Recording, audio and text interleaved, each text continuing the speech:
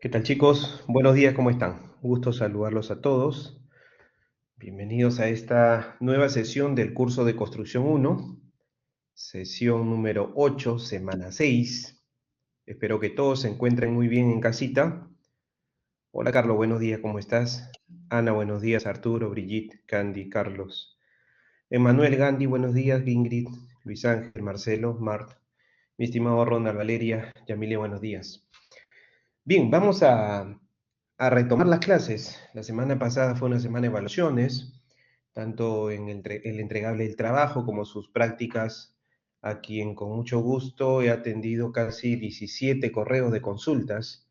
Y bueno, veo ahí un correo que me ha dejado, me parece, su compañera Lucía, que hasta me dice delicadita, pero que ya recién se ha reincorporado, entonces ya lo responderé, pero ya obviamente fuera de tiempo de reclamo, porque el reclamo fue dentro de las 48 horas. 24 decía el correo, pero atendí yo hasta casi 72 horas, respondí todos los correos que me enviaron. Eh, Nada, es un gusto siempre acá acompañarlos en el curso. Como siempre digo, la modalidad virtual tiene esa ventaja de que ustedes tienen, digamos, la plataforma para poder revisar las clases, inclusive como anécdota. eh, Cuando tomé la PC1 no los pasé a una sala del team, que normalmente hago, ¿no? Para que todos estén con su cámara encendida, ya les voy avisando, así va a ser el parcial, así va a ser el final, así va a ser la PC2, pero creo que fue provechoso, porque creo que han tomado confianza en el curso, al margen que seguramente unos tenían la expectativa de sacar la máxima nota, yo también, pero claro, construcción es un curso de carrera, ¿no? Y este examen que ustedes han rendido de manera aleatoria, que casi a todos no le ha venido la misma pregunta, le han venido de manera dispersas, lo ha dado las más de 12 o 14 secciones de construcción que existen en las tres sedes. O sea, es un examen que no lo he preparado yo. Es un examen que lo hemos preparado los 7, 8 profesores que integramos el curso de construcción. Entonces, ese es un poco, digamos, el reto del virtual, ¿no? Cuando uno está en presencial quizás pueda personalizar más el examen, etcétera, pero inclusive así, en el presencial también se ha unificado ello. Bien, igual los felicito. Creo que ha habido muy buenas notas, que también destacar, han habido bastante aprobados. Queda ahora pues empoderarse mucho del curso. Quedó pendiente también, rápidamente lo pongo sobre la mesa para ante la consulta de su delegada. Yo tenía pendiente asignarle un punto, no se los he asignado en la PC1, está pendiente asignarlo, ¿sí? Ya veré si lo asigno en la PC2 o lo asignamos en el trabajo final, conforme ustedes vayan evolucionando. La razón fundamental es que quiero que se preparen. Y esto tómelo para bien, el consejo que le voy a dar. Curso virtual tiene su ventaja, ¿no? Lo viste al momento del examen. Claro, ya no va a ser igual tanto la siguiente porque te voy a exigir la cámara prendida, pero tenía su ventaja, cuaderno abierto, libro abierto, todo abierto. Y es más, fue curioso, lo digo en buenas vibras. Los reclamos, los posibles reclamos que me han presentado, inclusive eran pues con algunas definiciones del Google académico y cosas así que me han pasado los chicos. Y bien, les he respondido bonito, ¿no? Pero en la vida real, en un examen, en aula, nada de eso es permitido, ¿no? Entonces, igual se los he recepcionado y le he dicho, no, tranquilo, mira, esto es así. Entonces, he tenido la paciencia de responder a 17 correos y espero que en algo les haya ayudado para que sigan reforzando su interés por el curso. Repito, lo mío más que ponerles 20 o no ponerle, o ponerles 10 o 12, lo que salga la nota en el sistema, pasa porque, claro, se lleven la máxima nota, pero lo principal es que sean buenos, futuros buenos profesionales, ¿no? Entonces, enseñarle lo mejor. Y en ese sentido agradezco a ustedes por la perseverancia que están teniendo en el curso. Están muy bien las asistencias. Ahorita 20, pero a partir de las 7 yo tomo lista, ¿no? Cuando ya están 38, 40, 42, de 46 alumnos, es una muy buena, un buen ratio de asistencia, ¿no? Entonces, solo quiero un poco resumir lo que quizás para muchos todavía tienen como inquietud, más que todo en el tema de la gestión del curso, que en sí en los detalles de una pregunta, de un problema, de un examen, de una sustentación, ¿no? Entonces traten de fortalecerse. Ahora, empiecen ustedes a empoderarse más del curso. Yo soy cómplice de ustedes. Es decir, videos, le voy a mostrar planos, le voy a seguir mostrando mis clases aparte de las que están dadas en el aula virtual, les voy a contar un poco más de experiencia, lo voy a tratar de orientar. Recuerden que esto es un trabajo en equipo.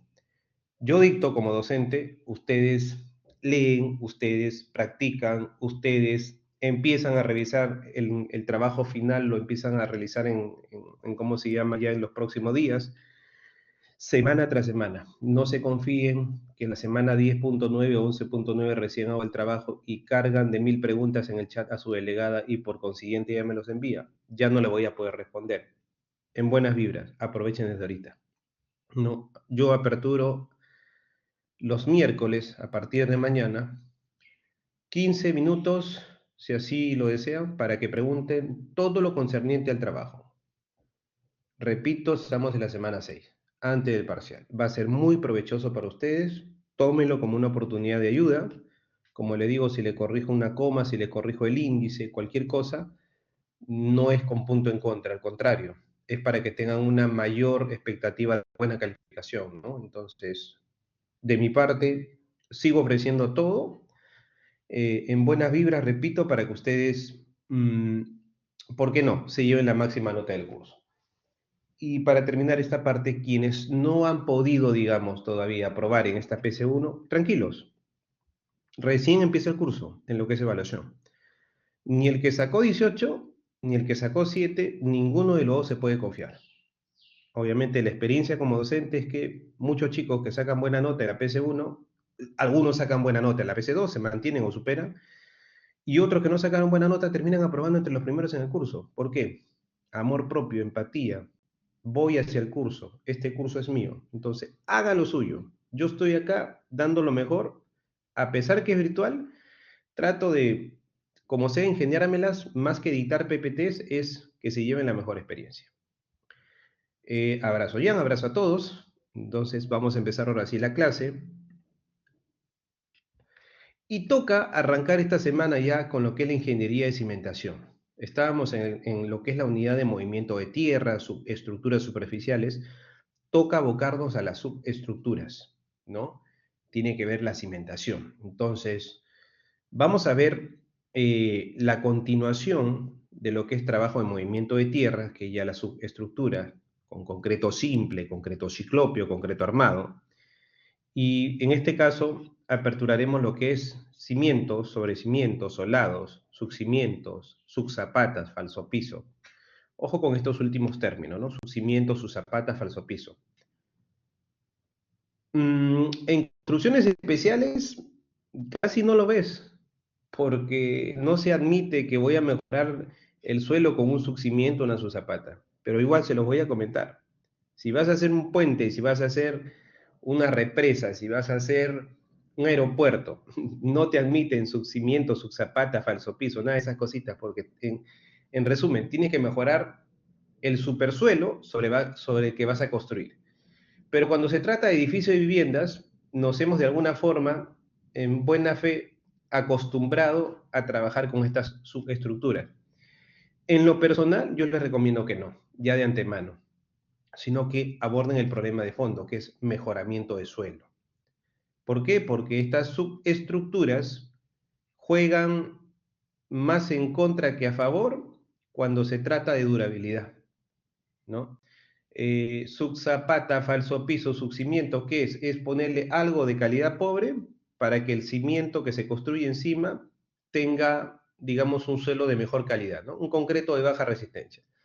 Pero no siempre eso es así, ¿no? Porque, a ver, si se van a Tarapoto, donde la napa freática es alta, si se van al Callao, si se van a Iquitos, ¿no? Si se van a Chorrillos, napa freática alta, uy, ustedes vieran, pues, esos sub están todos carcomidos.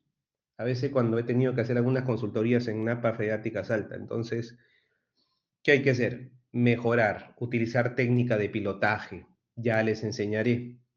Voy el día de mañana a mostrarles unas PPT de una de las conferencias que se ha dictado en lo que es ingeniería de cimentaciones. No soy un experto en lo que es la geotecnia, pero sí acompaño mucho con el concreto armado y técnicas de construcción para lo que es hacer buenas cimentaciones. ¿Qué cosa es una cimentación? Miren, la cimentación son como los piececitos de ustedes. La cimentación es, digamos, la subestructura que va a tener contacto con el suelo. Son sus piececitos. Por lo tanto, piensen a partir de ahora, hoy y mañana, cómo esos piececitos hermosos deben estar en contacto con el suelo. ¿Cuál es la forma adecuada?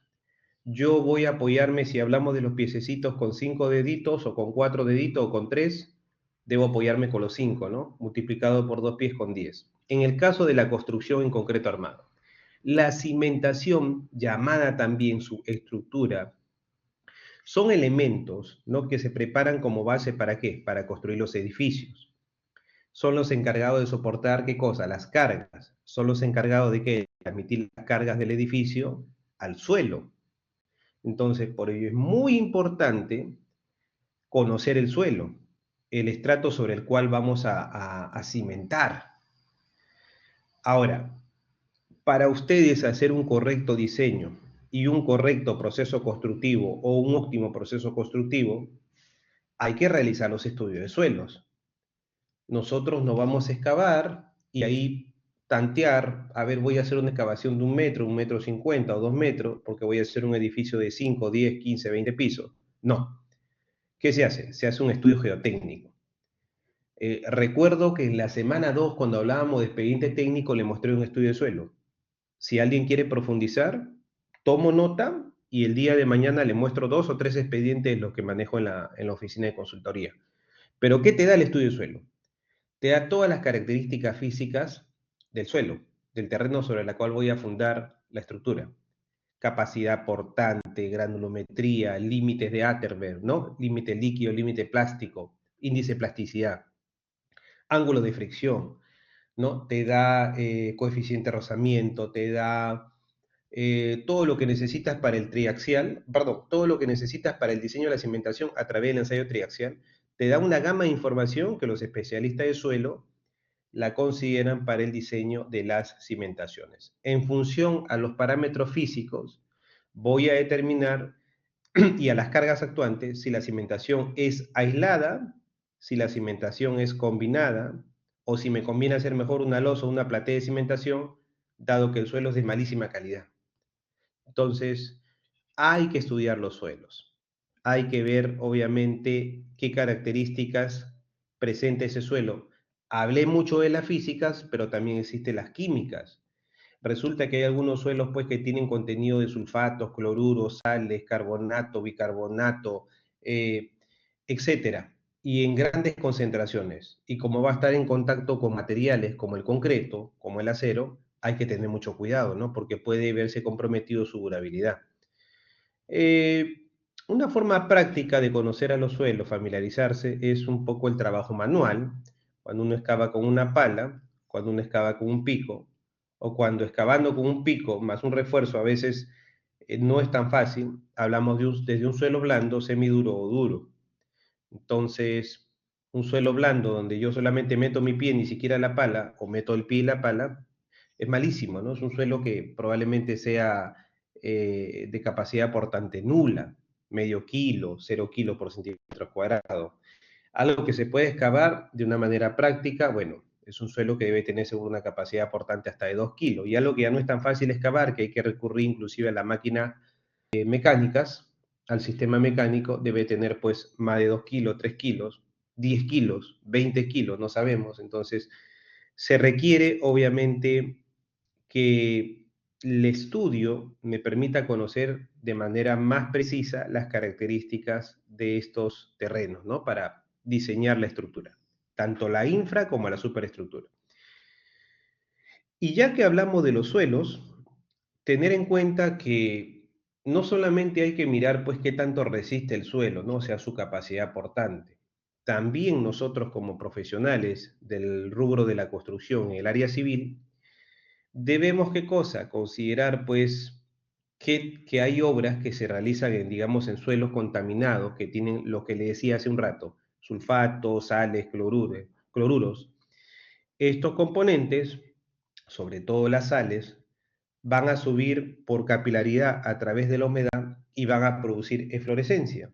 Ustedes han visto en su casa, en la casa de los abuelitos, de los tíos, tanto en Lima, en La Molina, en el Callao, en Chorrillo, en provincia, ¿no? Ven bastante problema de fluorescencia. Entonces, ese problema de fluorescencia hay que tratar de mitigarlo. ¿Saben qué cosa es una eflorescencia?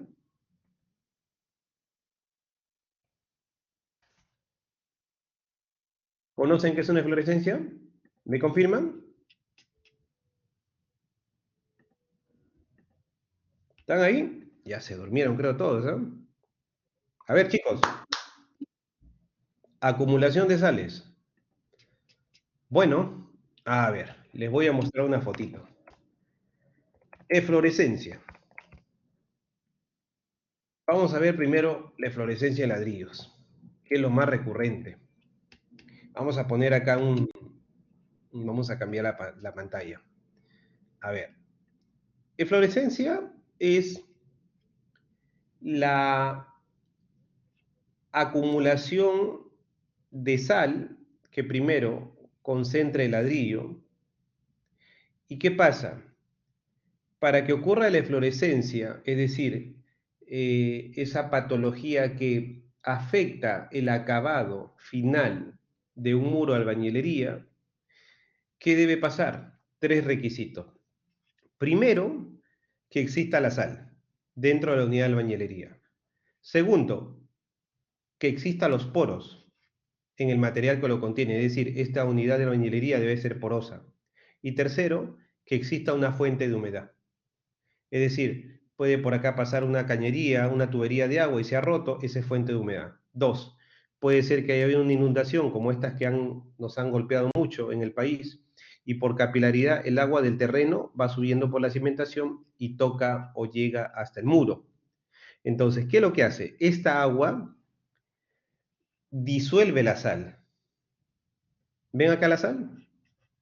La disuelve, la saca a la superficie, así como ven en la foto, la saca, y ni tonta el agua se evapora, se va, y te deja las protuberancias de sal ahí. ¿Me entendieron? Y esta sal, obviamente, es lo que bota el tarrajeo, ¿no? Entonces, bota todo el tarrajeo. ¿Han visto esto? ¿No? Es recurrente, ¿no? En las viviendas. ¿Ven ahí?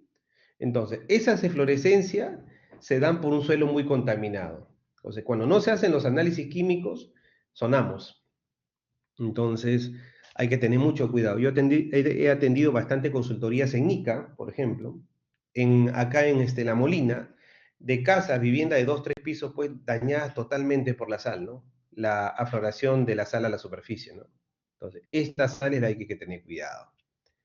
Muy bien, entonces regresamos a clase,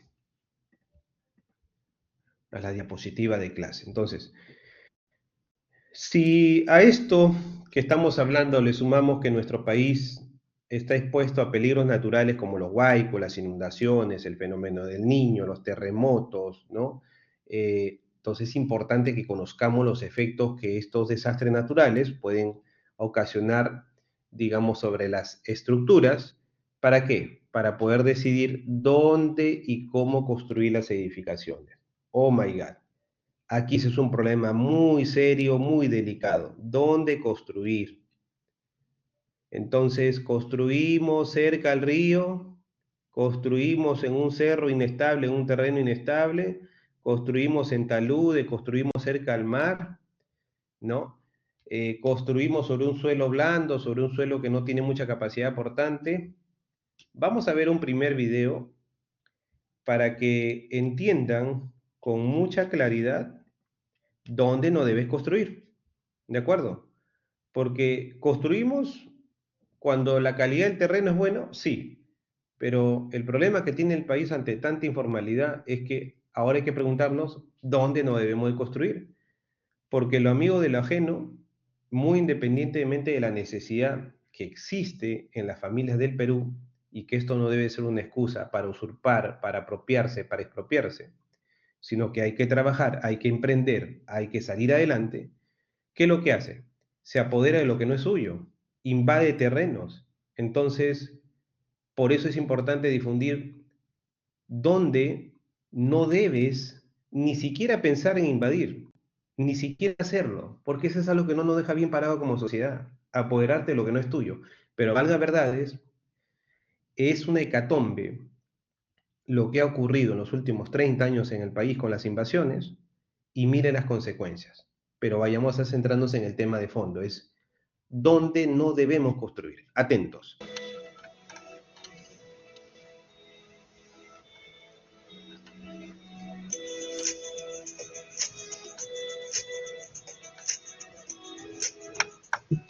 Muchos lugares de nuestro país están expuestos a peligros naturales como huaicos, inundaciones o terremotos. Es importante conocer los efectos de estos fenómenos naturales para poder decidir dónde y cómo construir viviendas seguras.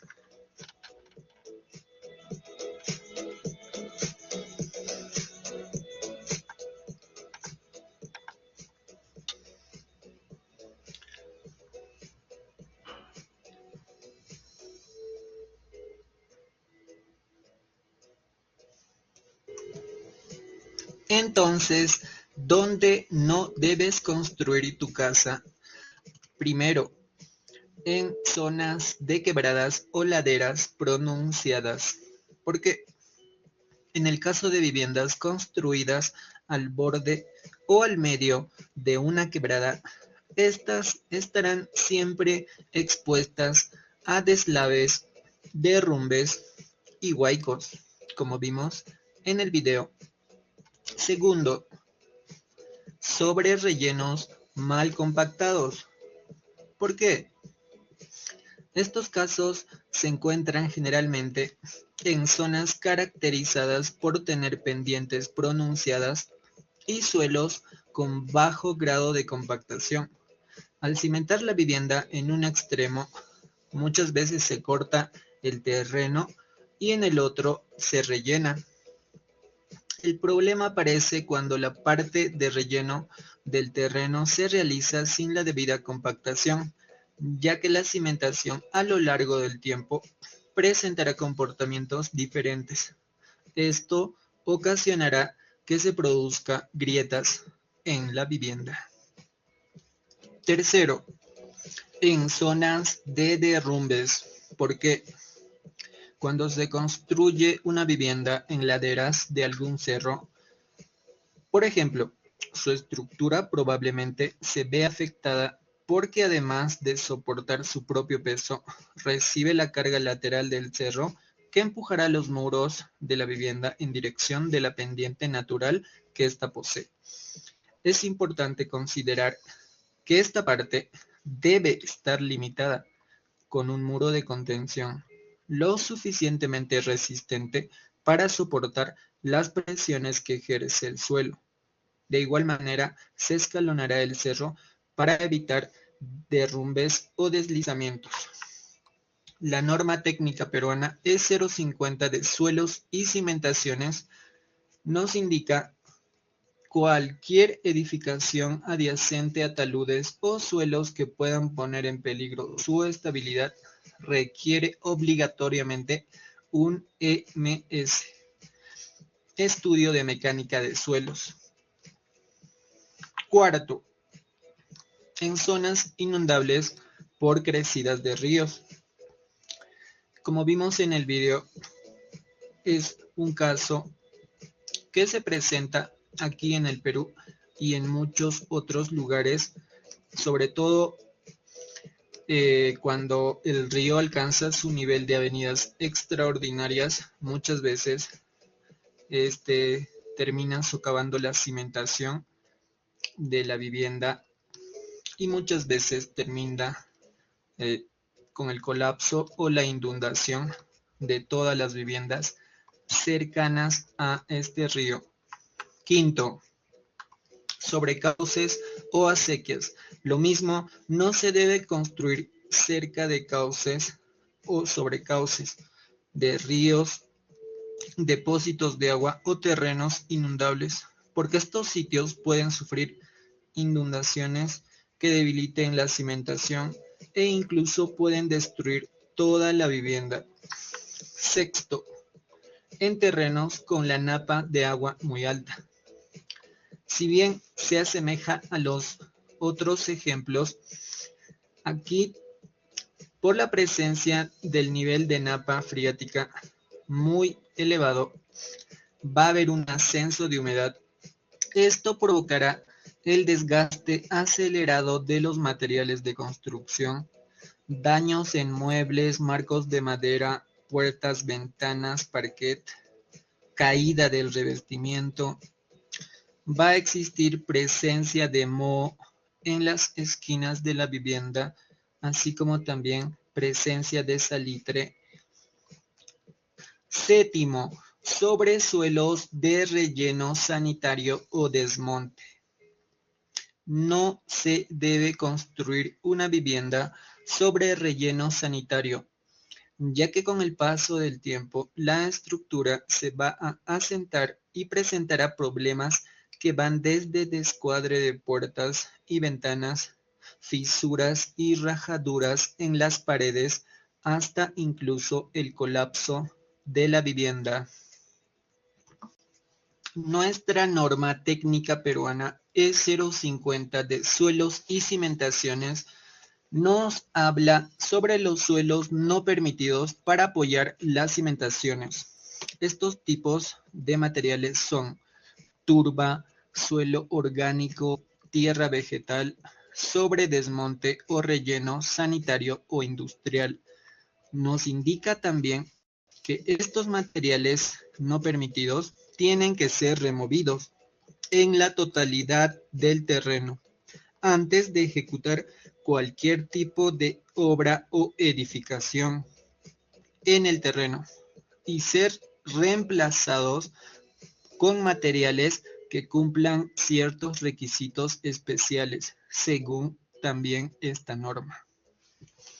Entonces, es muy importante ubicar un terreno seguro para la construcción de nuevas viviendas y son aquellos alejados de las zonas donde hay peligros naturales para evitar problemas posteriores que dañen sus elementos estructurales y se deteriore con facilidad. La mejor ubicación es un terreno plano con suelo firme como las rocas o gravas, ya que permitirán un buen comportamiento de la cimentación en este, siempre respetando los límites de propiedad. Si les gustó el video, no olviden suscribirse y darle me gusta. Ok, antes de hacerles unas preguntas y puedan ustedes colocar ahí en debate poner su respuesta, voy a responderle a su delegada. Me parece que la pregunta era por la foto anterior, ¿no vale? Sobre la eflorescencia.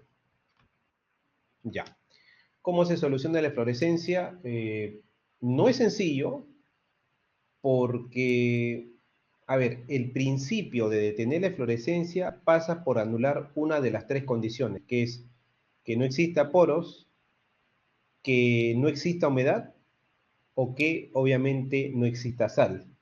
Entonces, si anulamos una de las tres condiciones, ya no hay eflorescencia. Entonces, normalmente para reparar un muro que ha sido dañado por eflorescencia, lo que se hace es, se utilizan estos productos, digamos, impermeabilizantes, ¿no? Se limpia con una solución agua ácido 1 en 10 y lo que hacen usualmente le aplican el impermeabilizante, pero después de 6 meses, después de 4 meses, 3 meses, vuelve a aparecer.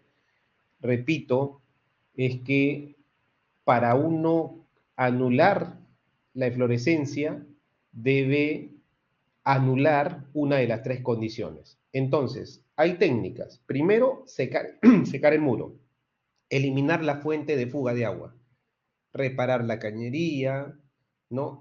O secar la zona donde hay humedad que está aflorando hacia la superficie del muro, ¿no? Dos, encapsular la sal, ¿no? Generalmente hay unos productos que son de Alemania, yo recuerdo uno, Ratmik, que me trajo un alemán, cuando hicimos una reparación masiva en Ica, y esto lo que hacen es encapsular la sal para que no se ponga en contacto con el agua, ¿no? Y lo otro es, obviamente, con la solución agua ácido, limpiar toda la superficie, retirar la sal y luego aplicar un empastado con alguno de los productos que existen en el mercado para poder sellar estos poros y ya que no salga la sal. Muy bien, entonces ahora sí nos metemos de lleno a lo que es el video. ¿Qué les pareció? A ver, déjenme su comentario, le voy a dar 2 minutos por donde viven ustedes, qué zona o qué tipo de, digamos, de condición han identificado, ¿no? De acuerdo a los 8 puntos que ha hablado el video, donde se han construido, digamos, sobre terreno inestable, ¿no? Si están en un cerro, si están sobre un terreno, digamos, de relleno inestable, si están cerca a un río, si están cerca a un lago, si están cerca al mar, escríbanme. Familiares de ustedes, amigos de ustedes, que hayan podido ver que hayan construido una vivienda en una situación o una condición que no debió de haberse dado. A ver, escríbanme todos en el chat. Quisiera conocer su opinión de ustedes.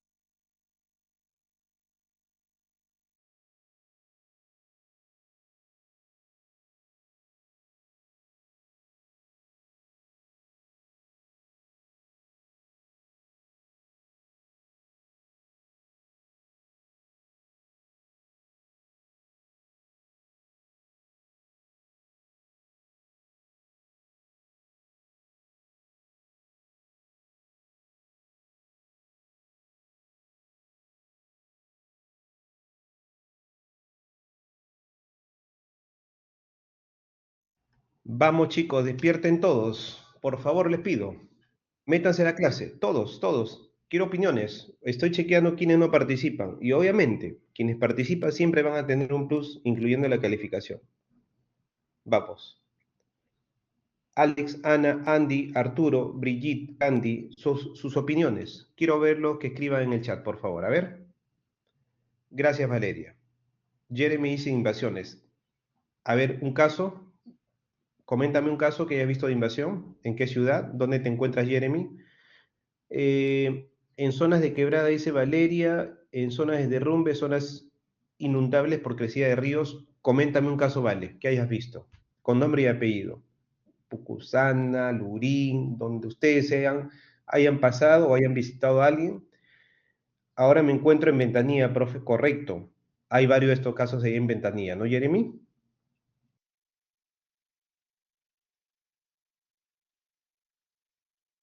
Sí, correcto. Ok, vamos chicos. ¿Y los demás? Yamile dice, en el video se muestra que decidir, elegir construir eh, en zonas cerca a los huaicos es muy perjudicial. Claro, es perjudicial. Sí, correcto. Gracias. Sigo esperando a los demás. No voy a avanzar la clase. Quiero que todos participen.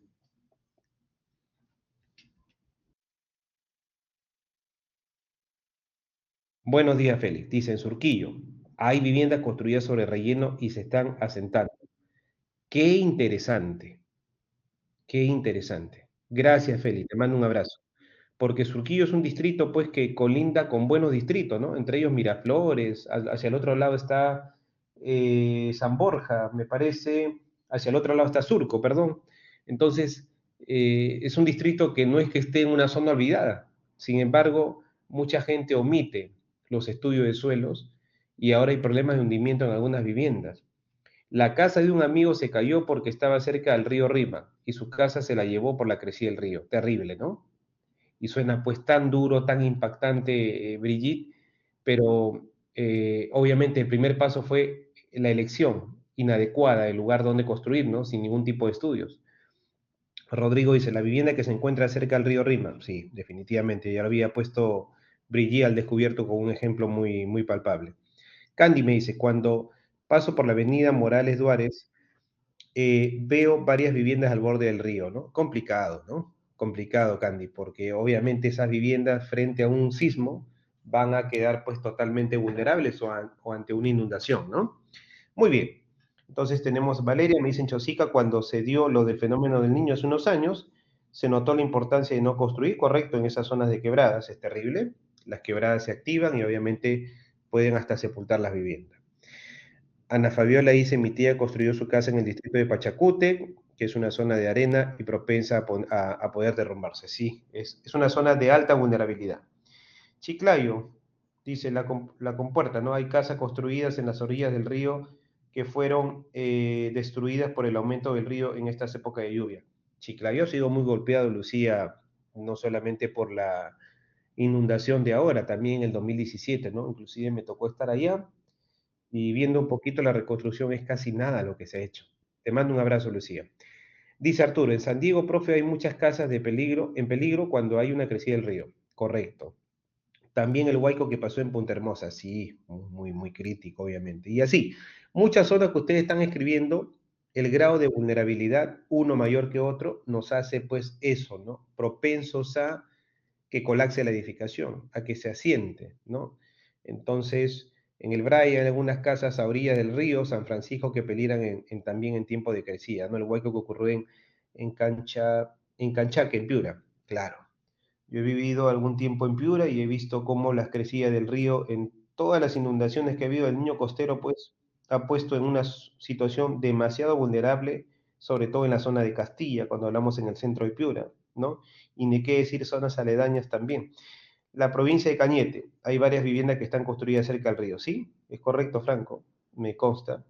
Manuel dice, en Huánuco sucede a menudo que a la gente le gusta construir su vivienda cerca de la zona propensa a desastres naturales, ¿no? Cercana al río Guayaga y también invasiones. Quizás no sea, digamos, que le guste, sino nuevamente se atrapan por la necesidad o por la codicia, por la usura, ¿no? Que es invadir y luego apropiarse de terrenos que no son suyos, en zonas muy vulnerables, y luego venderlos, ¿no? Es un negocio para estas personas. Entonces, eso obviamente es jugar con la vida también de los seres humanos, ¿no? Porque no podemos ni siquiera hablar de negocio, algo que no es tuyo, y mucho menos algo en una zona que está muy vulnerable. Bien, dice, ¿y qué piensa de las construcciones de la Costa Verde? Te voy a pasar un link. Bueno, respondo a tu pregunta primero, y luego les paso un link y un short video de una entrevista que di a un programa dominical. Las construcciones de la Costa Verde representan hoy en día, dependiendo de dónde nos ubiquemos, un grado de vulnerabilidad muy alta para, digamos, los transeúntes, en este caso por las vías de la Costa Verde, para la vida humana, ¿no? Para la integridad humana, ¿no? De los ocupantes de viviendas, por ejemplo, en el caso de San Miguel, ¿no? Eh, y esto obliga a tener que tomar acciones correctivas, como lo que es, por ejemplo, estabilización con sistema de concreto proyectado, de los taludes de lo que es el distrito de San Miguel. Yo vivo acá en Magdalena, estoy cerca del malecón, pero estamos un poco retirados, obviamente, el talud es rocoso, o sea, estamos bien, obviamente la constructora ha bajado la cimentación lo más que ha podido hasta tocar terreno firme, y eso está bien. Se puede construir cerca de los taludes, de los acantilados, no se debería construir. El SISMIT mandó un reporte que entre 50 a 100 metros deberían estar alejadas las edificaciones, ¿no? La construcción de edificaciones, salvo la cimentación se baje de manera profunda, ¿no? Hasta, digamos, tocar suelo firme, capacidad portante, digamos, significativa para poder ahí descansar la cimentación de las estructuras. No ha sido así. Ustedes van a ver inclusive, voy a ponerle rápidamente, sin desviarme de la conversación y del avance de la clase, pero hay tiempo.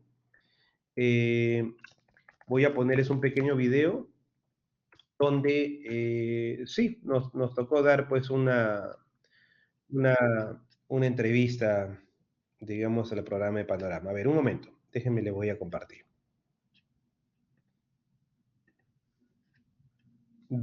¿Ven mi pantalla? ¿Me confirman?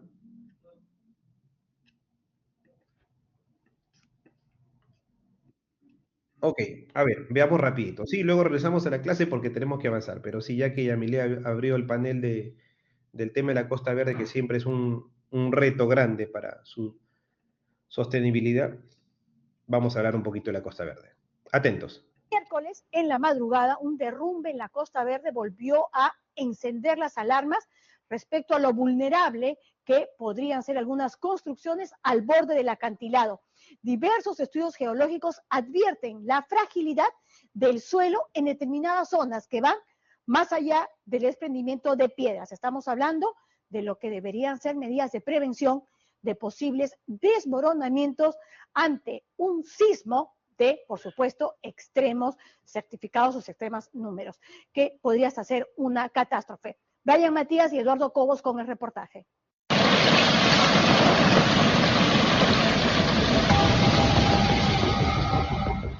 Ocurrió en plena madrugada del jueves. El deslizamiento de rocas en la Costa Verde en Magdalena pudo provocar una verdadera tragedia.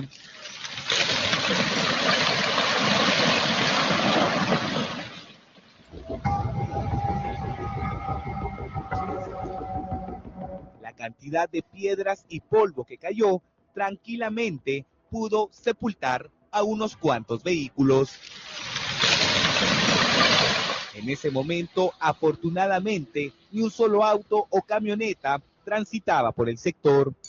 Se estima que hay más de 3 millones de toneladas adicionales a lo que ya existía. Podría ser un problema, pero más aún si ocurre un sismo que es posible que ocurra.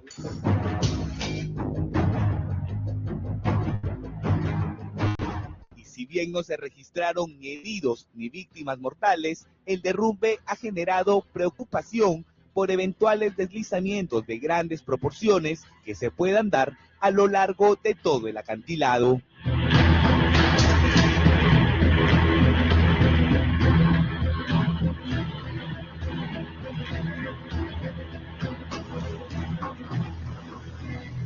Este es un peligro que debemos ser conscientes que existe. Los derrumbes forman parte de uno de los peligros asociados en los taludes.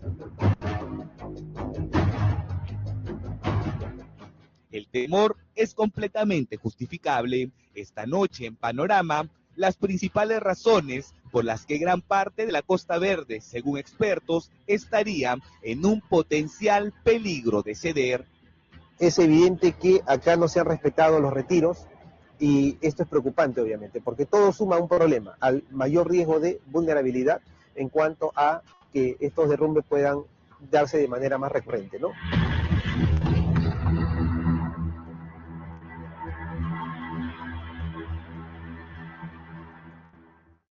A lo largo de la Costa Verde se han levantado cerca de 100 edificaciones, pese a que el estudio de seguridad física del INGEMET señala que no se deben levantar estructuras a por lo menos 100 metros de distancia del acantilado. Sin embargo, este es un claro ejemplo de irresponsabilidad, pues no solo se pone en riesgo a las personas que viven en inmuebles como estos, sino también a aquellos que transitan por la Costa Verde. A solo 5 metros del lugar en donde se dio el deslizamiento, hay una fila de inmuebles que están literalmente construidos al borde del precipicio. Los estragos en la zona afectada son los que generan más preocupación. Rajaduras evidencian que la superficie no es estable y que poco a poco va perdiendo terreno. En ese sentido, pareciera que solo es cuestión de tiempo para que la base de estas construcciones comience a rajarse, a debilitarse y con ello a perder estabilidad, lo que implicaría una potencial caída de todas estas viviendas. Basta con ver estas imágenes aéreas para que uno se percate del peligro latente en el que se encuentran estas edificaciones, que no solo se ubican en Magdalena, sino también a lo largo de toda la Costa Verde, que comprende los distritos de San Miguel, Magdalena, San Isidro, Miraflores, Barranco y Chorrillos. Que está mal, ¿no? Porque un sismo, lo primero que se va a venir abajo, ¿no? La tierra se mueve, lo primero que se va, ¿no? Se va al suelo, ¿no? Un poco imprudentes en principio, y que se exponen tanto a los que están habitando y a los demás que transitan por acá. Es un peligro también. Caiga, de que sea eso. De que se caigan, bueno, también los mismos que habitan acá o la persona, los transeúntes que pasan por acá también. El boom inmobiliario que ha invadido algunos...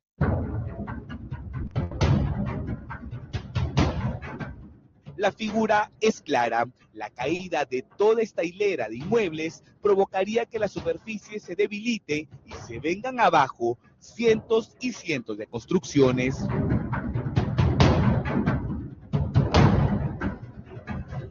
Esto no es nuevo. Los derrumbes, las caídas de rocas y deslizamiento de tierra son eventos que las autoridades han considerado posibles Por ello, y por el lamentable accidente del 2014 que dejó a un niño en estado de coma, luego que le cayera una piedra en la cabeza mientras viajaba en un auto por la Costa Verde, se decidió colocar a lo largo de los 18 kilómetros del acantilado mantas de geomalla para evitar posibles accidentes. Pero no funcionan. ¿Me escuchan? No funcionan esas mantas de geomalla. Son un saludo a la bandera. Se paran rompiendo, igual de vez en cuando hay deslizamiento. No se está atacando el problema de fondo, no funciona. Y lo digo como lo dije en esa vez en la entrevista. Esto es una parte, son dos partes, la otra conversando con la periodista. No funcionan porque sentido común. Lo que hace es retener un poco el material que está cayendo, pero no sabemos a qué velocidad, no sabemos el tamaño del material. Esto a veces rompe la geomalla. Entonces, no funciona. ¿El problema de fondo cuál es? Estabilizar el talud. ¿Me entendieron hasta ahí? ¿Me escucharon? Ok. Un minuto más y regresamos a la clase. Nuevamente terminamos acá el video.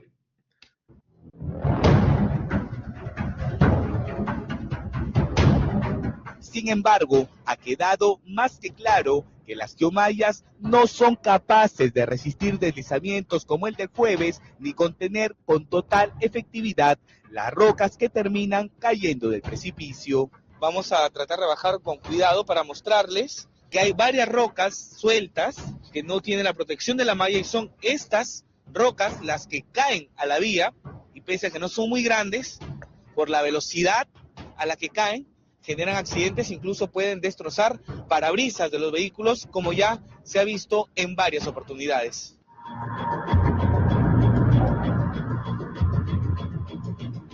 Además de que no reciben un cuidado adecuado ni tampoco frecuente, en los últimos 8 meses no se ha realizado ningún mantenimiento, lo cual se ve reflejado en el estado de las mallas, algunas con huecos, otras descosidas y en su mayoría gastadas, situación que se repite a lo largo de todo el acantilado.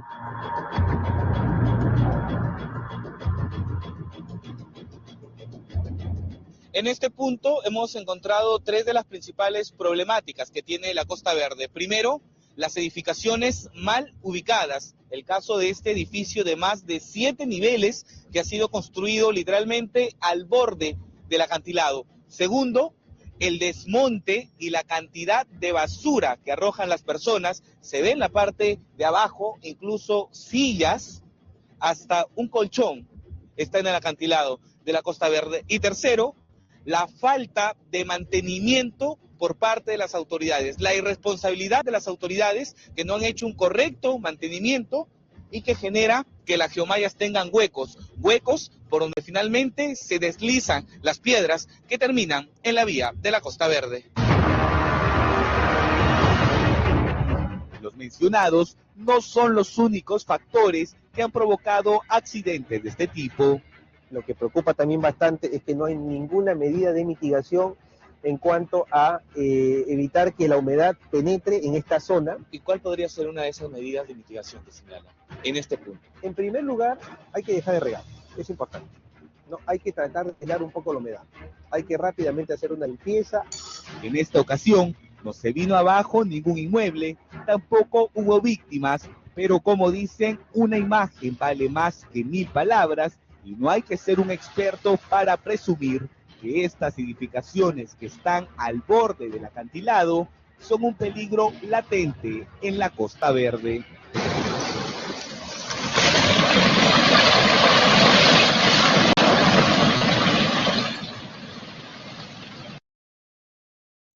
Ok, les paso el link.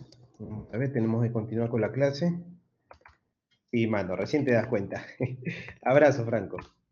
Entonces, vamos a cambiar ahora, nos metemos de lleno ya a la clase, ¿sí? Espero con eso, Yamile, haberte ilustrado bastante en el tema de cómo se llama, en el tema de los problemas de la Costa Verde. Tengo una pareja de tesistas que está por sustentar, donde hemos desarrollado una tecnología de concreto proyectado justamente para mitigar los desastres que están ocurriendo o los posibles riesgos de vulnerabilidad acá en los taludes y acantilados de la Costa Verde, ¿no? Y a quien esté más interesado, sí, le puedo pasar información al respecto.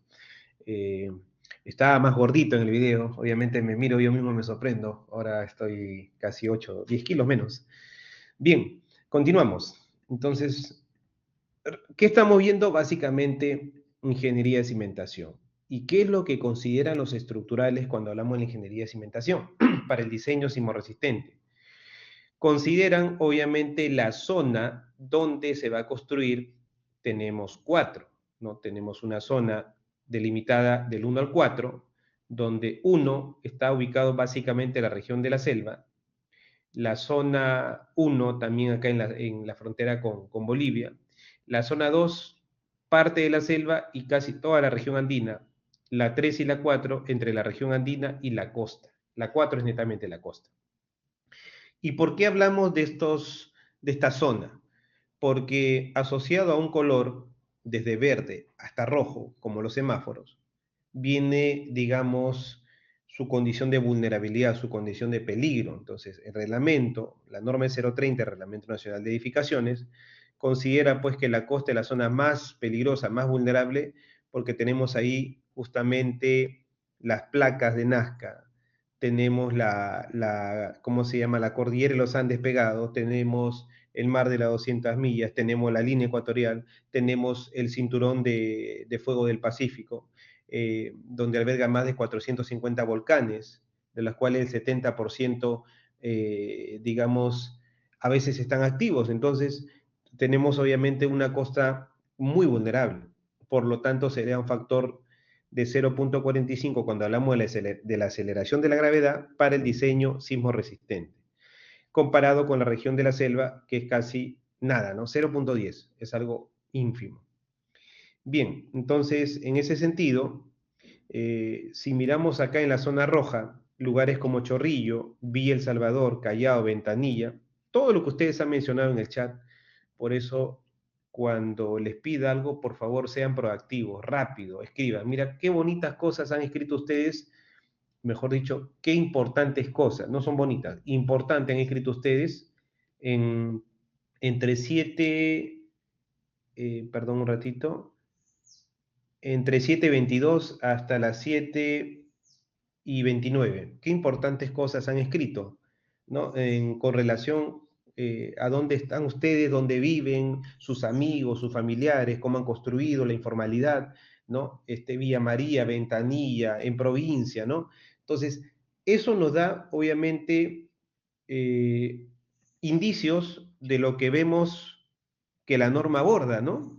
¿Por qué la norma justamente le toma, digamos, mayor cuidado en el factor de diseño de la aceleración en zonas como Chorrillo, Villa El Salvador, El Callao, Ventanilla, ¿no? Que justamente ustedes muy bien la han mencionado. ¿Por qué? Porque es muy vulnerable, porque justamente allí es donde se concentra la mayor cantidad de ocurrencia de daños, ¿no? Entonces, ya hemos hablado, no voy a redundar en el video, los 8 escenarios que debemos evitar construir, pero ubicación adecuada, miren acá, ¿no? Zona de derrumbes o una zona de ladera de cerro, miren dónde han hecho una casa, ¿no? Antiguo cruce del río, miren acá, suelo con relleno sanitario, ahí han construido, donde hay basura, ¿no? Entonces, por más que le pongas una falsa zapata, como le llames, eso no va a mejorarlo tan fácil. Entonces, hay que hacer prácticamente un reemplazo de todo el suelo. Entonces, cuando la napa freática está alta, ¿no? Con presencia de agua, hay que tener cuidado, la humedad va a subir por capilaridad y va, digamos, a afectar la vivienda. Suelos de relleno sanitario, ya los comentamos, entre otros, ¿no? Cuando tenemos zonas de quebradas, ¿no? Entonces, ¿qué cimentaciones tenemos, digamos, en la ingeniería de cimentación? 2 tipos, las superficiales y las profundas. Yo mañana le prometo que les compartiré acá en pantalla algunas de las experiencias que vengo diseñando para lo que es cimentaciones profundas. El reto de las cimentaciones profundas, pues, es cuando van a construirse infraestructuras donde tiene que, digamos, hincar pilotes a grandes profundidades hasta encontrar un suelo de buena capacidad portante. Las profundas son en concreto armado, básicamente los pilotes. En eso, una parte de nuestro expertise en la oficina y en Consulcreto nos desempeñamos, Hemos diseñado el concreto para cimentaciones, por ejemplo, como el Hospital de Oxapampa, ahorita el hospital en Pomabamba, plantas industriales, como por ejemplo Alicor. Hemos diseñado también en Chimbote para una nave, para un silo en una planta industrial de lo que es reclutamiento, digamos, la pesca, la extracción del pescado del mar, luego llegan los barcos y, ¿cómo se llama?, almacenan el pescado ¿cómo se llama?, en unas pozas, ¿no? Y también hay unos hilos de materia prima, básicamente, donde van unos pilotes hincados en su cimentación para encontrar suelo firme. Entonces, en todo lo que es naves, plantas industriales en el norte, con suelos de baja capacidad portante, se hincan pilotes. Entonces, ya le mostraré mañana varias de estas experiencias que me ha tocado acompañar en los últimos meses. Superficiales, concreto simple, ciclopio o armado. Es lo que vamos a ver en el curso, lo que le compete a ustedes. Pero si quieren aprender más de construcciones especiales, profundas, para hacer puentes, infraestructuras, almacenes, y todo lo que conlleve a obras de gran envergadura, sí, les puedo compartir información también porque es lo que edito en el posgrado, ¿no? Simple, solados, ciclopio, todo lo que es la sub y los cimientos, subzapata, subcimiento, ¿no? Que como le digo, en las casitas, en las viviendas, en los edificios lo hacen, pero generalmente esto no es una buena práctica, ¿no? Cimientos corridos sobre cimientos. Concreto armado, todo lo anterior, pero que lleva cero, ¿no? Tanto en zapatas, en losa de cimentación y los mismos cimientos, las zapatas aisladas, combinadas o conectadas, llevan a cero de refuerzo. ¿Qué dice la norma E050 del Reglamento Nacional de Edificaciones? Hay una relación entre la profundidad y el ancho de la cimentación, ¿no? ¿Qué dice? Que esta relación, ¿no?, el D, que representa la profundidad, versus el B, que representa el ancho, ¿no? D es la profundidad, B el ancho, no debe, digamos, ser menor o igual a 5. No, perdón, debe ser menor o igual a 5, ¿no? Cuando pasa eso, estamos hablando de cimentaciones superficiales. ¿Y quiénes intervienen ahí? Veamos. Acá tenemos una zapata, ¿no?, rectangular. Acá tenemos la columna. Acá tenemos la profundidad, ¿no? La altura de la zapata, la profundidad, tenemos el ancho de la zapata, tenemos la longitud total de la zapata, ¿no? Y ¿quiénes intervienen acá? Las zapatas aisladas, las conectadas, las combinadas, zapatas o cimentaciones continuas y plateas de cimentación o losa de cimentación. Yo he diseñado una ahorita con mi equipo de calculistas para el sur, ¿no? Una megalosa de cimentación para almacenar, pues, materiales concentrados, ¿no? Entonces, una planta industrial. ¿Qué más? Veamos por acá. La cimentación, digamos, corrida, ¿no? Acá tenemos el cimiento o la zapata, tenemos un sobrecimiento, o en este caso ya tenemos el muro de carga. Generalmente hay un sobrecimiento, lo voy a explicar más adelante. Tenemos zapatas circulares también, cuando concentras columnas, por ejemplo, en los centros comerciales, ¿no? Entre otros.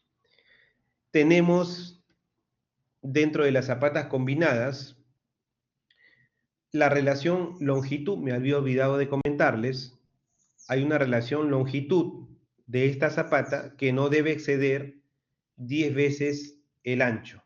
O sea, la relación máxima es 1 en 10, para todos, ¿no? ¿Han visto?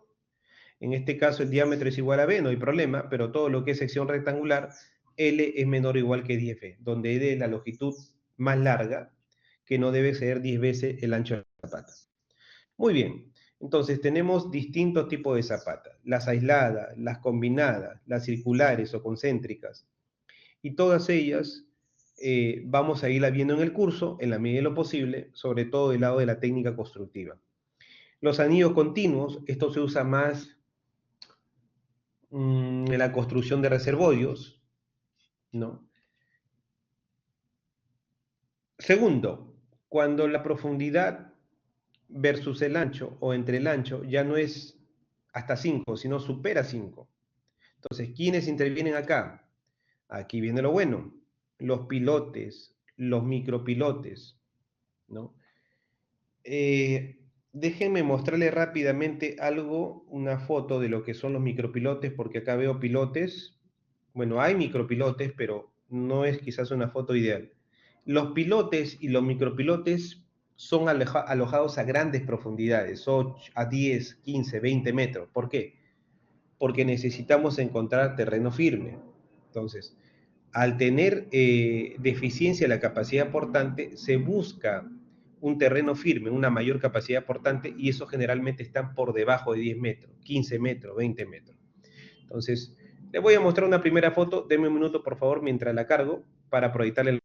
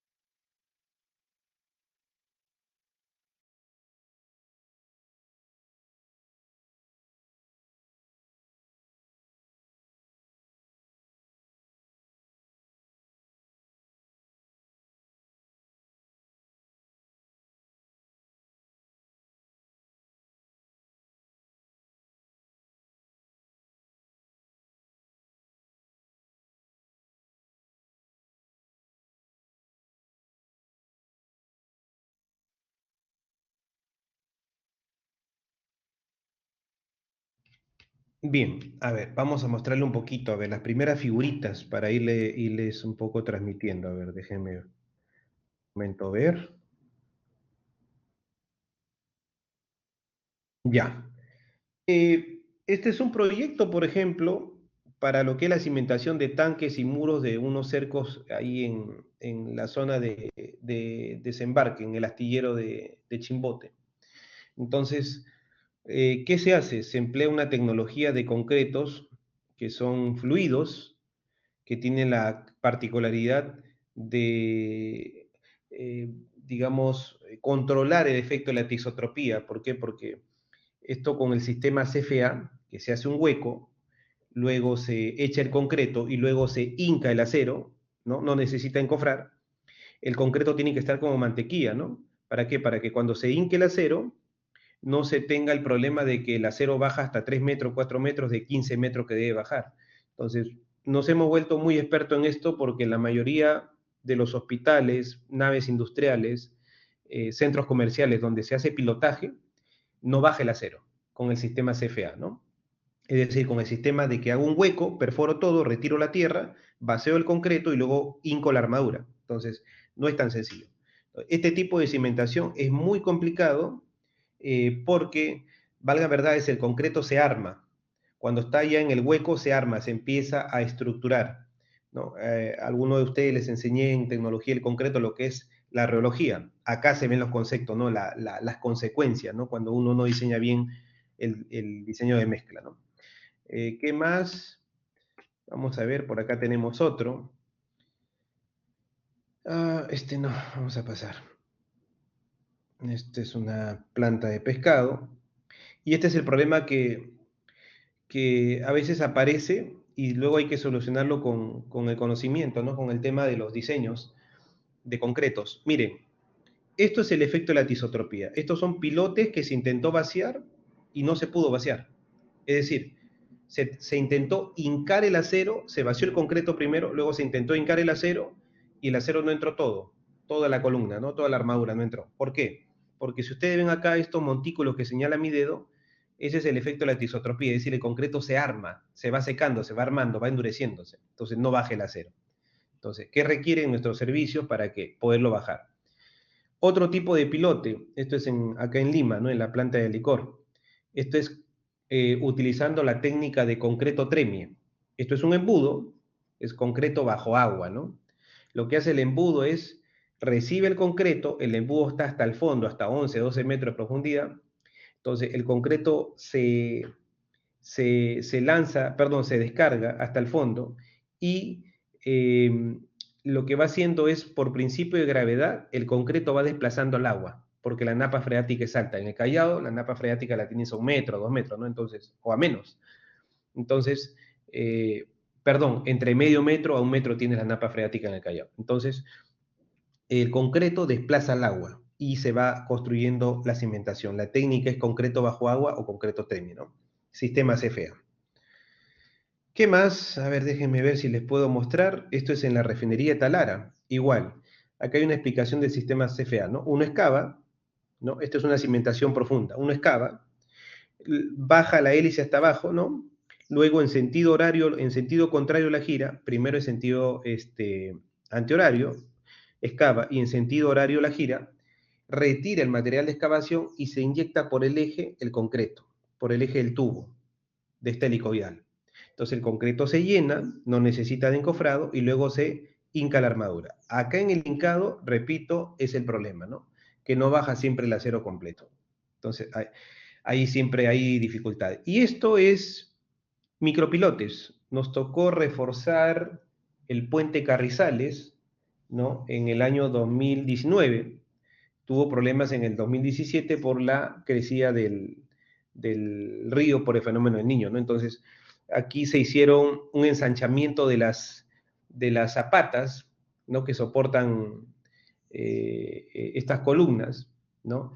Y lo que se hace es, a través de la técnica del micropilotaje, se construyen pequeños orificios, ¿no? Al costado de la zapata, para ensancharla, de tal manera que estos pequeños orificios donde uno va a vertir esta mezcla, que es prácticamente agua, es un SLM, Cell Leveling Mortar, no es un mortero especial que nos mandaron a diseñar con una extensibilidad de casi 850 milímetros, o sea, es mucho más fluido que el concreto autonivelante.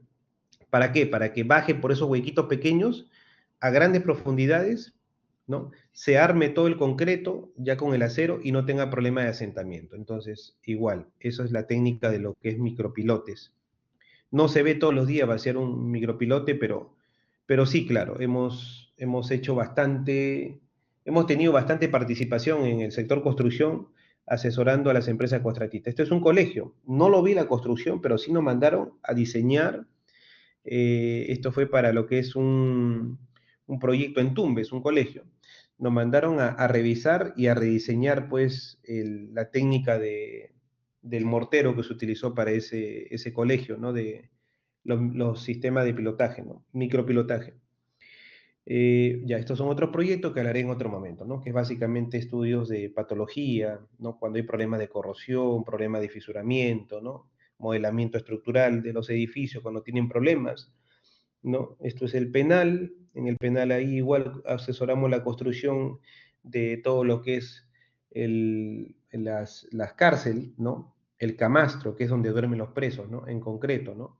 Lo que es la parte del reservorio gigante y toda la ciudad que es básicamente las celdas, ¿no? Bien, vamos a tomar 5 minutos de descanso, ¿sí? Para que se refresquen, se oxigenen, yo necesito hacerlo, y regresamos con la última parte de la clase. Hemos empezado hoy día 6:48. Espero sea de su agrado a ustedes la clase de hoy día. Cimentación es muy bonito, ahí empieza digamos, el meollo de la construcción, ¿no? En un curso de construcción como este. Regresamos para hablar de los solados. 5 minutos.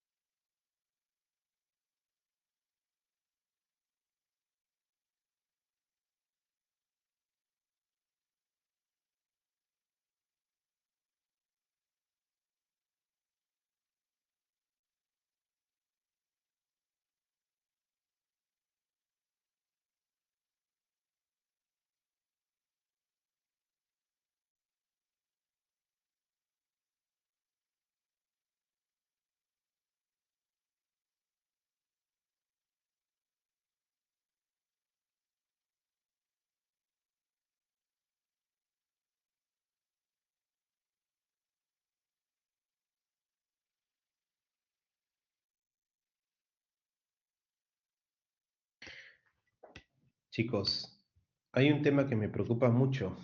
A muchos también, valga la redundancia, le deben estar preocupando. Y es el recrudecimiento del COVID, del dengue en el sur, en el norte y acá en Lima del COVID.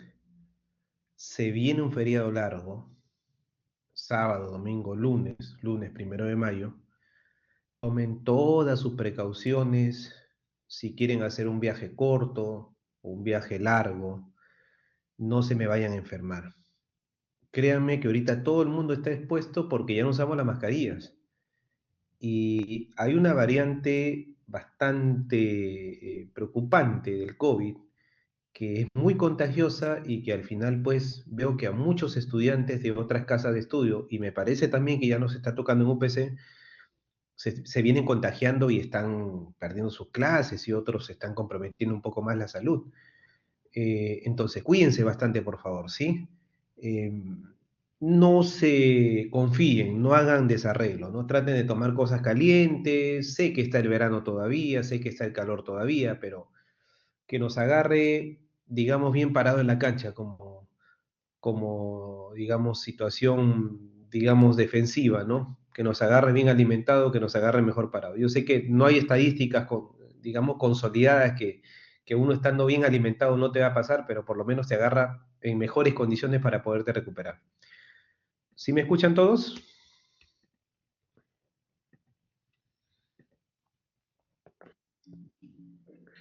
Otro tema. Le pasé ayer a Valeria, su delegada, una revista muy simpática que me la compartieron en el grupo de docentes, ¿no? Esta revista se llama Ingeniería Civil y Construcción. Básicamente tiene lo que es el suplemento técnico de lo que es costos. Y te dan acá el valor del metro cuadrado de una construcción de una vivienda unifamiliar económica, que abajo están los planos. Y para que ustedes se vayan familiarizando más, en la revista, revisen por favor, tienen costo de todo lo que son las partidas, tanto obras provisionales que hemos visto en la semana 2, 3, trabajos preliminares en la semana 3, movimiento de tierra en la semana 4, obra de concreto simple, obra de concreto armado, muros y tabique albañilería. Hasta el punto 5 estamos acá, coincidentemente, obra de concreto armado. Posteriormente hablaremos ya de las obras de albañilería, ¿no? En las siguientes semanas. Pero todo lo que ustedes van a revisar en la revista, el costo metro cuadrado, ¿no? Es interesante para que manejen ratios. Por ejemplo, una pregunta muy sencilla que te puede venir en la PC2 o en el parcial, ¿no? ¿Cuánto cuesta el metro cuadrado de una vivienda? ¿No? Entonces, una vivienda, dependiendo del lugar, te va a costar entre 300 400 dólares el metro cuadrado. O llévalo a soles, ¿no? 1.200 a 1.500 soles. También, si estás en un lugar, digamos, del segmento A y B, te puede costar hasta 500 o 600 dólares el metro cuadrado. Entonces, revisen, por favor, al detalle las partidas, cuánto cuesta el metro cuadrado de la construcción previsional, lo que es movimiento de tierra, trabajos preliminares, obra de concreto simple, obra de concreto armado. Nosotros nos encontramos acá, en Zapatas. Entonces, si yo le preguntara, ¿cuánto cuesta el metro cúbico del concreto para Zapata? ¿Cuánto cuesta? 362 soles el metro cúbico, ¿no? Entonces, tienen el orden de magnitud de cada una de las partidas, lo que involucra, ¿no? Las partidas, concreto. Por ejemplo, voy a construir un muro, el concreto, el encofrado, el acero. Lo más grueso, lo más relevante. En construcción 1, ustedes no van a metrar hasta el clavo, no, van a metrar concreto y acero. En construcción 2 sí, van a metrar todas las partes del encofrado, pero en 1 no. Entonces, revisen, es una revista muy bonita que te da toda la parte de lo que es acero, concreto, carpintería metálica, carpintería de madera, lo que es la parte de vidrios, pinturas. Tiene los precios galón, precio metro cuadrado, precio metro lineal, todos para que puedan ustedes ejercitar sobre todo para su trabajo final. Acá están los planos referenciales de esta vivienda que se costea, ¿no? Todos los ambientes de la primera y la segunda planta. Esta vivienda sale 322.000 soles, ¿no? Un poco menos de 100.000 dólares, como lo dice el título. Acá tiene los cortes para que puedan ver pues las elevaciones también, lo que concierne la ubicación de las puertas, las escaleras, ¿no? De las primeras dos plantas y la última, tercera planta ya hacia la azotea. Entonces, revísenlo. Le he pasado el día ayer en la noche a su delegada, en la tarde, si mal no recuerdo, seguro ya les pasó. Cualquier comentario me avisan, cualquier duda me avisan. Muy bien, ya para terminar, esta primera parte de lo que es cimentaciones. Comentarles sobre el solado. ¿Qué cosa es un solado? Solado obviamente es una estructura que se construye para hacer un mejoramiento del suelo donde va a descansar la cimentación. Entonces, antes de hacer las cimentaciones superficiales, generalmente se prepara una superficie de concreto de más o menos 7.5 a 10 centímetros de espesor, ¿no? ¿Para qué? Para poder aislar al suelo que se encuentra en la parte inferior de la base de la cimentación. Entonces, el solado es una técnica que viene de cientos de años en el sector construcción, pero que personalmente yo me resisto siempre a que sea la práctica común que hagamos. Yo opto más siempre por mejorar el suelo, un relleno fluido, ¿no? Un mejoramiento a través de aditivos que puedan ganar más, hacer que gane más capacidad portante el terreno, ¿no? O un reemplazo parcial del terreno, sobre todo en la zona de cimentación, por un suelo compactado. El solado, si bien es un concreto de mejor calidad que el suelo, pero tiene una inversión, tiene una cantidad de bolsas de cementos que ahí hay que colocar. Por más que sean pocas, 4 o 5 bolsas, hay que tener en cuenta de que es una inversión que hay que evaluar si vale la pena hacerlo. Un solado, dice, se prepara con concreto simple o pobre, la relación es 1 en 5, ¿no? Una de cemento y 5 de agregados, arena más piedra, que en el Perú le llaman hormigón. El solado tiene como fin, repito, mejorar las condiciones del suelo donde va a descansar la base de la cimentación. Entonces acá tenemos una cimentación que está conformada por la zapata, la armadura de la cimentación está conformada por la armadura base para erigir las columnas en concreto armado. El solado básicamente se hace en edificios donde la capacidad portante del terreno es muy baja, ¿no? Menos de 2 kilos por centímetros cuadrados, por ejemplo, ¿no? Entonces, lo que se hace es, se vacía el solado, que es un concreto simple, luego se coloca la armadura, ¿no? Cuando ya el concreto ya fraguó del solado, y lo que se hace es, se encofra en algunos casos, o también se perfila el terreno ya para vaciar la cimentación. Entonces, este solado, digamos, la pregunta es, ¿qué especificaciones debe tener? Normalmente, como lo vimos en la lámina anterior, se basea un concreto con una relación 1 en 5, ¿no? 1 de cemento por 5 de arena más piedra. ¿Qué dice el reglamento? Vayamos a ver lo que es la ley, el reglamento, ¿no? Solado es una capa de concreto simple de escaso espesor, ¿no? No te dice de cuánto a cuánto, te dice de escaso espesor, se coloca en el fondo ¿de quién? De las zapatas, de los muros de contención también, y sobre todo de losa de cimentación. Me he hecho acordar, en esta losa que hemos diseñado acá en el sur, en Pisco, tiene pues un solado de 10 centímetros. Como una alternativa de mejoramiento de suelo, sí, aunque se le planteó al cliente otras alternativas, pero por un tema de, no de costo-beneficio, sino, mejor dicho, no por un tema de costo, sino más que todo de la operatividad, que vendría a ser en el costo-beneficio lo que prevalece. No pueden parar la planta de fabricación de esta industria de aceros, no pueden parar la planta pues por horas, se perjudican demasiado. Entonces, conviene mejor hacer un vaciado continuo, rápido de un solado, con una mezcla fluida, ¿no?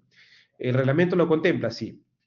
Proporciona una base para el trazado de los elementos estructurales, sí, porque obviamente el solado, pues, ya no se está dando pues la cama o la base para poder ahí luego erigir la cimentación. ¿En qué unidades de medida expresamos el metraje? En metros cuadrados. Y también dice, se medirá el área efectiva del solado contada hasta 5 centímetros de la cara vertical del elemento estructural que va a reemplazar sobre solado con el propósito de darle una nivelación de la superficie. 5 a 10 centímetros, generalmente. ¿Cuál es la resistencia mínima de estos concretos subzapata, solados? ¿Qué dice la norma? A ver, veamos. Dice concreto estructural simple. Cuando hablamos de concreto estructural simple, es concreto que no lleva cero, no se olviden. La resistencia del concreto simple para ser usado con fines estructurales es no menor de 14 megapascal, o sea, de 140 kilos por centímetro cuadrado. Pero ojo, este concreto tiene fines estructural, pero no tiene cero. Cuando ya el concreto tiene cero, la resistencia mínima cambia, ¿no? Lo vamos a ver en breve, o lo vamos a ver el día de mañana antes que me gane la hora. Seguimos en el simple. Los materiales que se emplean para la fabricación de este concreto, lo que ustedes conocen, cemento Portland, los agregados fino y grueso, el agua potable o agua de pozo calificada, aditivos químicos, tienen que cumplir con los requisitos para el concreto armado. Concreto armado ya lleva cero. Concreto simple no lleva cero. Entonces, hay que sacar probetas, ¿no? Para ensayar a la resistencia. Hay que ver el tema del diseño del encofrado, la colocación del concreto, el curado, su evaluación y aceptación, según el contenido del capítulo 5 de la norma E060. Muy bien, entonces, ahora sí, empezamos ya la parte que interesa. Disculpen, yo soy claro en esto. El solado no es un elemento estructural, no es la gran cosa que van a diseñar. Caminen automático, ¿no? Espesor de 5 a 10, quiere ponerte doble factor de seguridad, 10 centímetros, ¿no? Y es un concreto pobre. Eso no es el curso de construcción, pero debemos mencionarlo porque sí, el reglamento lo toca de manera muy puntual como una alternativa de mejoramiento del suelo, pero repito, el reglamento no es la panacea, no es que lo que esté en el reglamento sea lo que sí o sí tenemos que hacer. El reglamento te da los requisitos mínimos. Y si ustedes hacen un solado y no hacen un mejoramiento de suelo o no hacen un concreto de mejor calidad para preservar la cementación, entonces están haciendo lo mínimo. Cuando alguien me dice, cuando yo superviso obra, me dice, ingeniero, estoy cumpliendo con el reglamento. La verdad yo me pongo la mano en el pecho y me asusto, ¿no? Porque el cumplimiento para mí es cumplimiento, es decir, está cumpliendo con lo mínimo. Entonces, el reglamento a ustedes como estudiantes les sirve para conocer cómo se gestiona la obra, cuáles son los requisitos técnicos, los requisitos de calidad, pero es lo mínimo. No te quiero ver haciendo lo mínimo cuando construyas, tienes que hacer mucho más que eso. Entonces, vayamos ahora sí lo que es serio, ¿no? Subzapata, al igual que el solado, ya esto es un poquito más, cuando quiero no profundizar tanto la zapata, no hacer pues un gran gasto, una gran inversión, como quieran verlo, haciendo una mole de zapata, sino quiero hacer una transición en la zapata y esto es la subzapata. ¿Qué capacidad, qué resistencia tiene las subzapatas? Generalmente concreto pobre, ¿no? 80, 100 kilos por centímetro cuadrado. Entonces, en casos muy puntuales se utilizan estas subzapatas. ¿Para qué? Generalmente en elementos como columnas o muros de contención se utilizan ¿para qué? Para evitar de ensanchar más la zapata o profundizarla más. Es una alternativa, que en casos muy puntuales se usan sobre todo en restricciones de lugares, en obras monumentales, en obras de infraestructura como son los muros de contención. Sí, se utiliza, es un poco aprovechar el área disponible para hacer una mezcla un poco más pobre, es como un mejoramiento de suelo y luego ya fundar la zapata. Repito, son estructuras no estructurales, pero que se ayudan a mejorar el suelo. ¿Cuál es la diferencia con un solado? Se preguntarán, ¿no? Es básicamente que acá tenemos mayor espesor, mayor profundidad. ¿Cuál es el fin de la subzapata? Repito, es reducir dimensiones de la zapata cuando estas son de tamaño considerable por el tipo de estructura que vamos a construir. Muros de contención, placas en edificios. Entonces, en ambos casos, tanto la zapata y subzapata actúa como elemento de transmisión de cargas, ¿no? Permite transmitir las cargas ¿a dónde? Al suelo, ¿no? con sus respectivas presiones, ¿no? Transmite las cargas. Entonces, subzapata, quiero mejorar el suelo, ya no es un soldadito, tengo un gran estrato de suelo a mejorar, subzapata, ¿no? A una altura deseada de, puede ser medio metro, 1 metro, dependiendo lo que el calculista considere necesario para mejorar ese suelo. Ahora, hay otro criterio. Cuando la distancia entre las zapatas con relación a la altura donde yo estoy fundando, si D es menor que H, hay que hacer ya no un solado sino una subzapata. ¿Por qué? Justamente para darle mayor estabilidad a este suelo inestable o a este suelo de baja capacidad aportante, hay que construir una subzapata. Este es otro criterio técnico.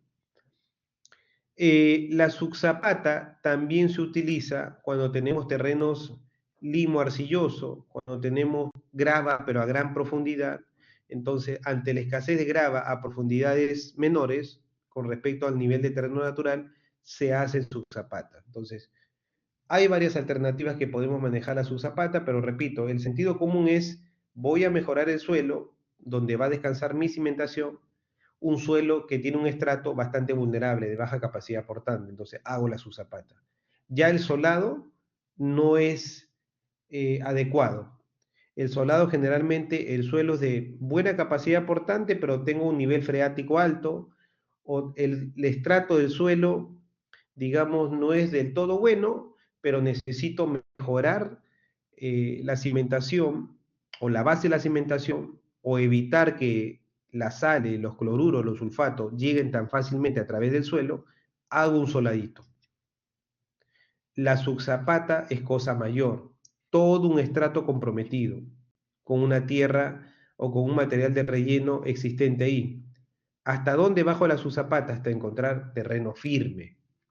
Repito, la subzapata está involucrado con un estrato de suelo crítico, baja capacidad aportante, ¿no? Calidad de material deficiente, como es un material de relleno, nada más, un relleno sanitario, por ejemplo. Entonces, ¿qué hago acá? Hago una subzapata hasta encontrar terreno firme. Pregunta de examen. Y ya para terminar lo que vamos a ver hoy, los próximos 5 minutos, 8:30, vamos a llegar hasta las 8:30 como nos hemos comprometido. Los cimientos corridos, ¿en qué consisten? Cuando nosotros hacemos construcciones en albañilería confinada, quienes soportan, digamos, la masa de la superestructura ya no es el pórtico, no es las columnas y vigas, sino qué cosas son los muros de albañilería. Estos muros de albañilería ameritan una cimentación corrida. ¿Por qué? Porque justamente sobre toda la longitud va a descansar el muro. Entonces las cargas actuantes están pues a lo largo de toda la cimentación corrida. ¿Qué tenemos que hacer acá? Primero, entender que este tipo de cimentación se utiliza sobre todo para los edificios de albañilería, sea confinado o armado, de mediana altura. Profe, ¿hasta cuántos pisos, Cristian? Máximo 4, ¿no? Entre 3, 4 pisos. ¿Qué capacidad aportante necesitamos en el suelo? Digamos 3 kilos a más. Entonces, la cimentación se diseña y sobre esta cimentación descansa un sobrecimiento. Ahí viene el muro de albañilería. Si bien este corte pareciera que solamente fuese puntual, cuando vemos una vista o un isométrico, una vista en planta, se dan cuenta ustedes que es a lo largo de todo el muro. ¿Qué son estas columnas? Son columnas de confinamiento, cuando utilizamos la albañilería, ¿no? Las columnas de confinamiento, como su mismo nombre dice, confinan al muro para que éste no se desplace, digamos, de manera perpendicular al plano donde estoy construyendo el muro. La cimentación corrida es construida en 2 etapas. Primero se basea todo lo que es la cimentación, una altura A, un ancho B, ¿no? Generalmente A es una profundidad de 60 centímetros a más, si te pregunto en el examen, y el ancho es mayor a 45 centímetros, mayor o igual. Entonces se construye primero la parte del cimiento, al día siguiente que se cura, al día siguiente que el concreto ya va ganando resistencia, o esperamos el valor de resistencia según lo que especifiquen los planos, a los 3 días, a los 7 días, se construye el sobrecimiento, ¿no?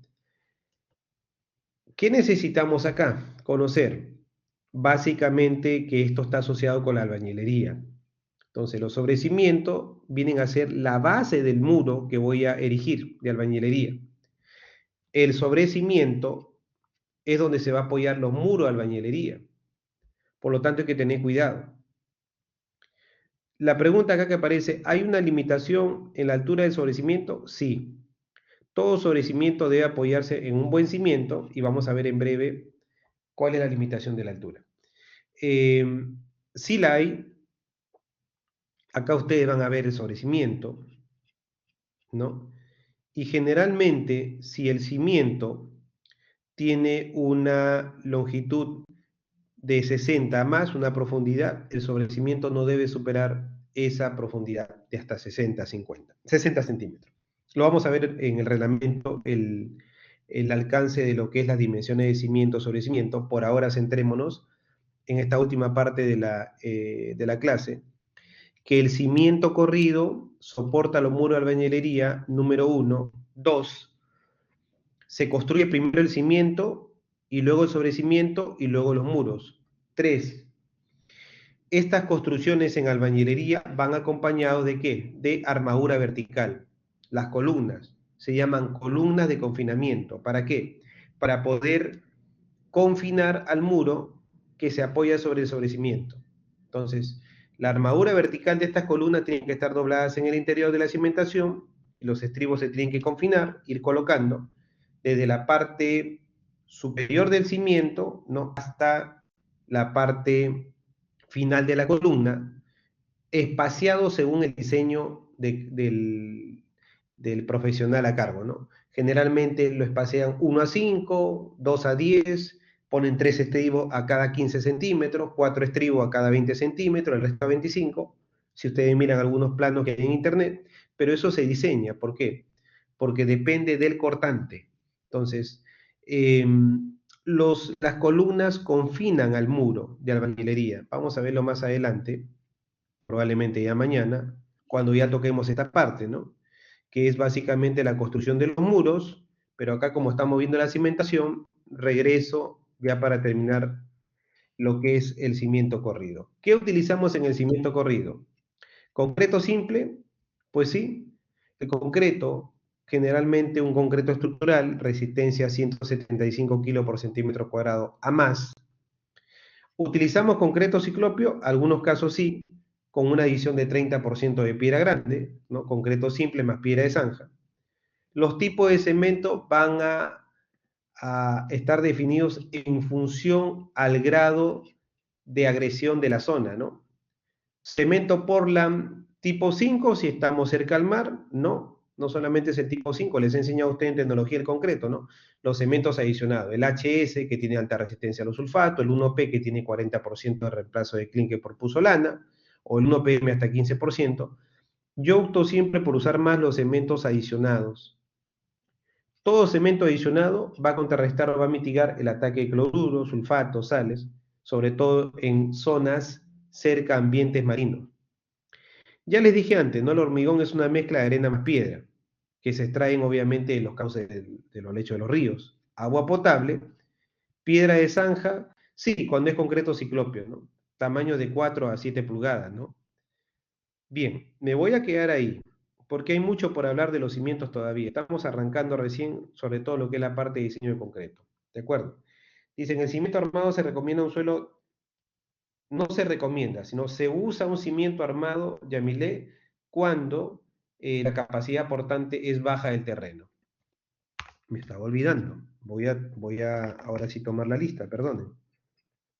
Atentos todos, ¿sí? Prenden su micrófono cuando lo llame. Y con esto acabamos. A ver.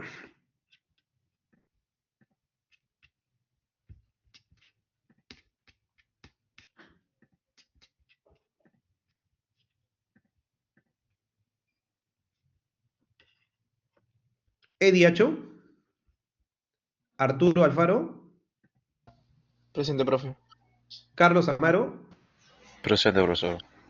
Fania Quima. Fania Quima.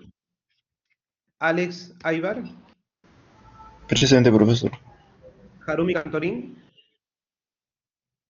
Harumi. Presente, profesor. Ok. Carlos Cardeña. Carlos Cardeña.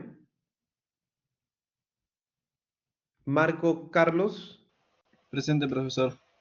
Yamile Castro. Presente, profesor. Ingrid Cacro. Presente, profesor. Roberto Collantes.